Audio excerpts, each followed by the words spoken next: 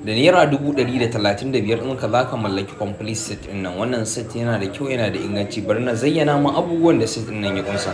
A cikin set ɗin nan za mu ɗauki ƙwayaƙwayen nan masu haske guda 5 mu ɗauka mu baka, sannan da switch da RAM folder mu baka baki ɗaya. Sannan za mu haɗa ma da batirin nan 20 amps mai damusa mu ɗauka mu baka, da controller 20 amps. Za mu haɗa ma da DC charger ɗin nan, abin caji wanda za ka yi amfani da USB kai cajin wayar ka hankali kwance.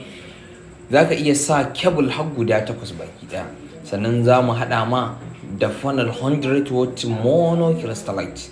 Za mu haɗa ma da shi. Sannan kuma TV nan tana ɗauke da remote ɗinta da abin kafe ta baki ɗaya akan farashin naira 130. Me rage ma da ya wuce ka garzayo ka mallaki naka ka a baka labari. Com Solar and Electronics.